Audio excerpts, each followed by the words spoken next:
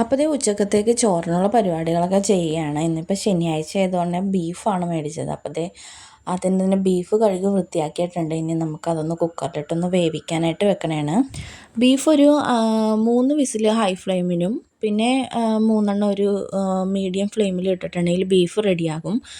അപ്പോൾ ദേ ബീൻസ് ഇവിടെ ഉച്ചക്കത്തേക്ക് തോരൻ വെച്ചെടുത്തിട്ടുണ്ട്. ഒരു 6 വിസിൽ കഴിഞ്ഞപ്പോഴേക്കും ബീഫ് നന്നായിട്ട് വെന്ത് കിട്ടിയിട്ടുണ്ട്. അപ്പോൾ അതേ ചട്ടി ചൂടാക്കി എണ്ണ ഒഴിച്ചിട്ട് സവാളയും വെളുത്തുള്ളിയും പച്ചമുളകും ഇട്ട് കൊടുത്തിട്ടുണ്ട്. ഇന്നിപ്പോൾ ഞാൻ മസാലപ്പൊടികളൊക്കെ ഒരിത്തിരി വെള്ളം ചേർത്ത് പേസ്റ്റ് ആക്കിയിട്ടാണ് കറിയിലോട്ട് ഇട്ടത്.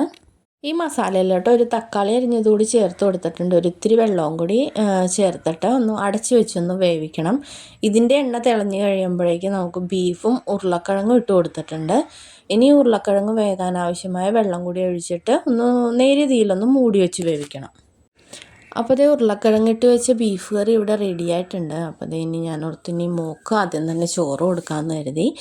അപ്പോൾ അതേ ചോറ് എടുത്തിട്ടുണ്ട്. അപ്പോൾ അതേ നമ്മുടെ ബീൻസ് തോരനും ഉരുളക്കിഴങ്ങിട്ട് വെച്ച ബീഫ് കറിയും എടുത്തിട്ടുണ്ട്. അപ്പോൾ എല്ലാവരും ഇതൊന്ന് ട്രൈ ചെയ്ത് നോക്കണം.